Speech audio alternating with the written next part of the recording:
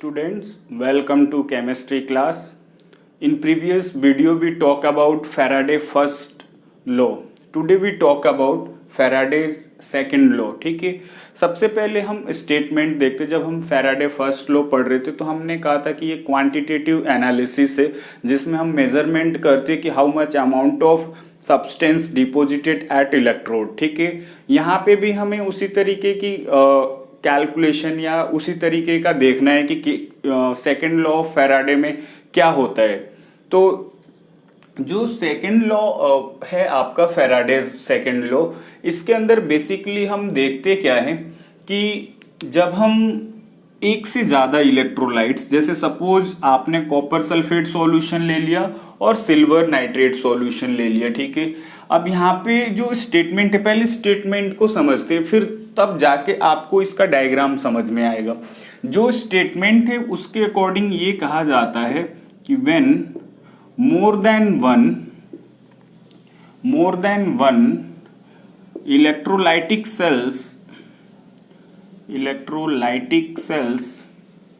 are connected in a series,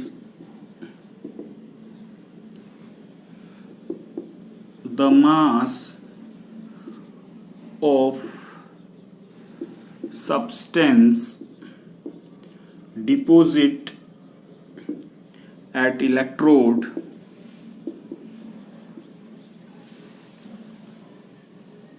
is directly proportional to equivalent mass when same quantity of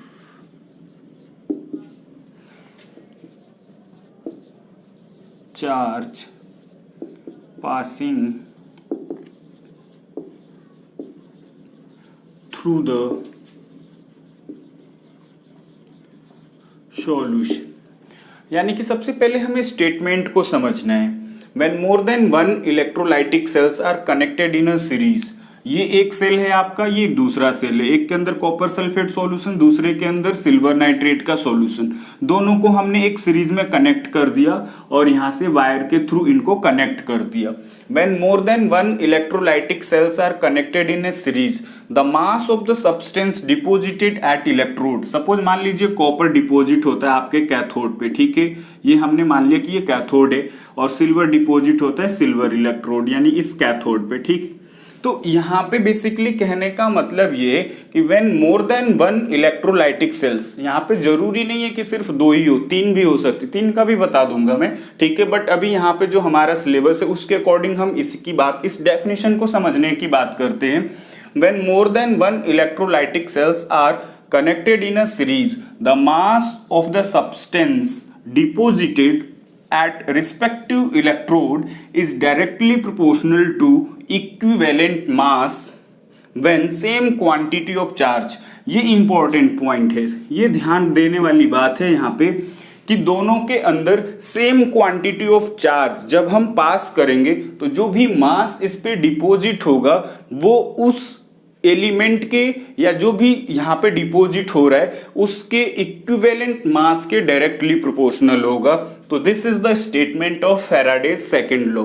ठीक है, तो I think अब आपको statement को समझने में कोई प्रॉब्लम नहीं होनी चाहिए। स्टेटमेंट क्लियर होना चाहिए कि स्टेटमेंट एक्चुअली है क्या इसका। ठीक है, अब जो एक्चुअली हमें समझना है कि इसका मतलब रेशियो हम कैसे दिखाएंगे, कि किस तरीके से हम इसको मैथमेटिकली रिप्रेजेंट करेंगे, इसका रिलेशन कैसे हमें पता चलेगा, वो चीज़ अब हम यहाँ पे डिस्कस करते। ठीक है, तो ये जो स्टेटमेंट है इसको लिखा कुछ इस तरीके से जाता है।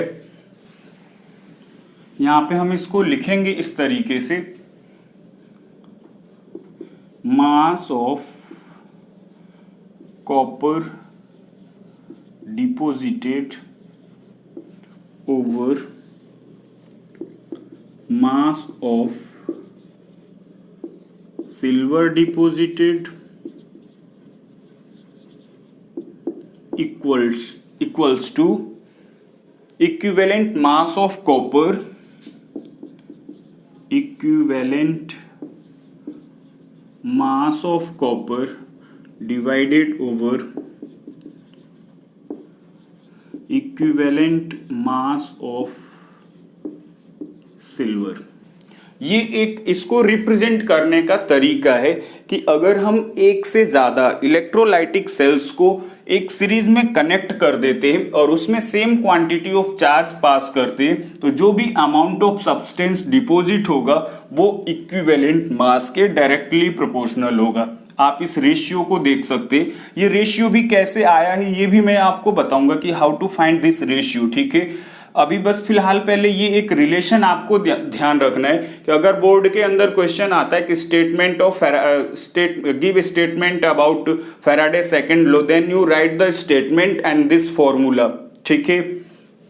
इसके बाद हम इस चीज को हम समझने की कोशिश करेंगे कि जो ये स्टेटमेंट है ये किस तरीके से फाइंड आउट किया गया है, ठीक है, और इसको रिलेट करेंगे फैराडे फर्स्ट लॉ से। चलिए देखते हैं कैसे करेंगे। तो जो आपके पास फैराडे फर्स्ट लॉ है उसमें ये बोला गया कि mass equals to Z into charge, where Z is electrochemical equivalent and Q is the charge, ठीक है।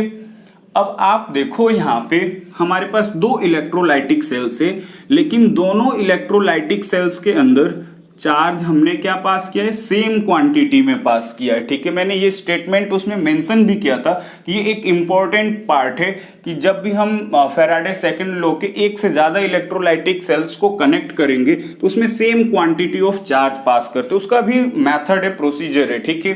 तो यहां से कैसे हम देखेंगे, मान लीजिए फर्स्ट के लिए हम लिखते हैं फैराडे फर्स्ट लॉ, तो हम लिखेंगे M1 equals to Z1 Q। Second cell के लिए लिखेंगे M2 Z2 Q। Q same है इसलिए इसको हमने सेम रखा है, ठीक है।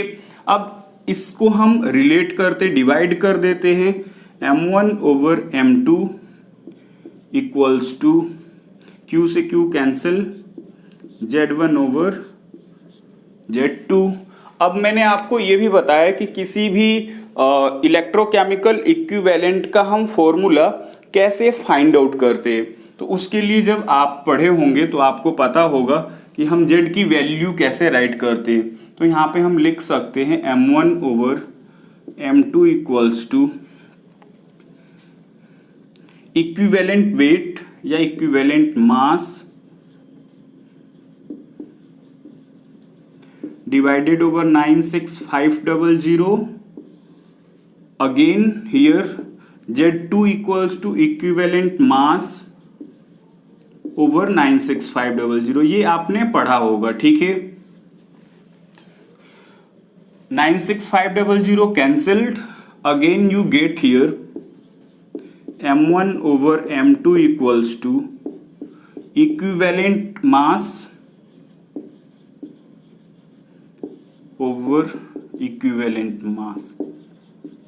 तो देखिए ये एक रिलेशन कैसे मिला आपको, ये हमने फैराडे फर्स्ट लॉ से रिलेट किया, लेकिन इक्वेशन हमें वही मिली है कि मास ऑफ कॉपर डिपॉजिटेड, M1 किसका मास हो गया, कॉपर जितना डिपॉजिट हुआ है और उसका इक्विवेलेंट मास, ठीक है। And M2 is the mass of silver and that is related with equivalent mass of silver. तो ये एक जो रिलेशन है ये इंडिकेट करता है कि हम जो अभी स्टेटमेंट इन दोनों सेल्स के लिए लिखे थे वो किस तरीके से हमने यहाँ पे फाइंड आउट किया था। तो आई थिंक अब आपको ये बात समझ में आ गई होगी कि ये रिलेशन हमने किस तरीके से फाइंड आउट किया था। जो हमने लिखा था mass of copper deposited over mass of silver deposited equals to equivalent mass of copper over equivalent mass of silver, that comes from the here.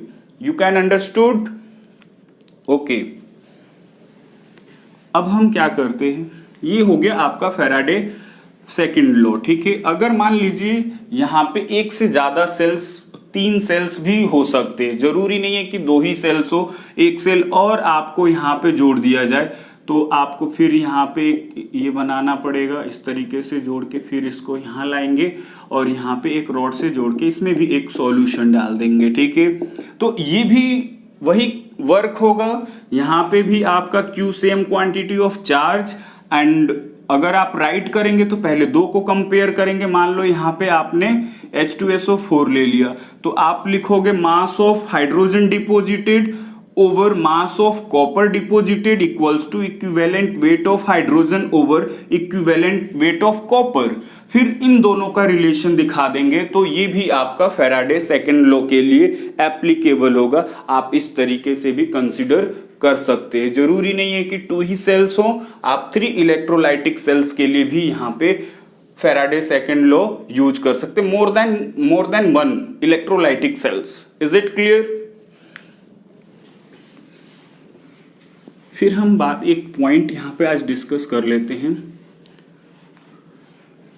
जो कि दोनों लॉ में एप्लीकेबल होगा। Faraday first law and second law दोनों के लिए है, important है, इसलिए हम इसको जरूर डिस्कस करते हैं। यहाँ पे नोट करके लिख लीजिए और इसको समझने की कोशिश करना, ठीक है, क्योंकि ये इंपॉर्टेंट है। इस पे बहुत सारी चीजें आपको सॉल्व करने के लिए मिलेंगी, ठीक है। तो यहाँ पे जैसे सपोज मान लो हमारे पास एक रिडक्शन का प्रोसेस है,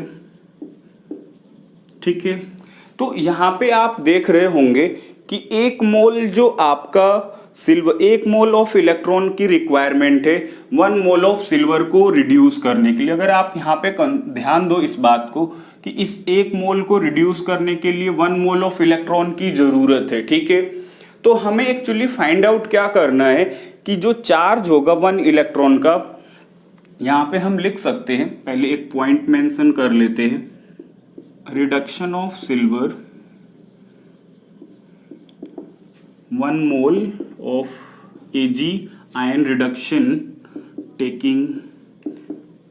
टेक 1 मोल ऑफ इलेक्ट्रॉन, ठीक है। कि 1 मोल अगर आपके पास सिल्वर पॉजिटिव Ag पॉजिटिव है तो उसको रिड्यूस होने के लिए 1 मोल ऑफ इलेक्ट्रॉन की जरूरत पड़ती है, ठीक है। तो जो चार्ज होता है इलेक्ट्रॉन का वो होता है चार्ज ऑफ 1 इलेक्ट्रॉन, ठीक। 1 इलेक्ट्रॉन का charge 1.6 into 10 to the power 19 coulomb, ठीक।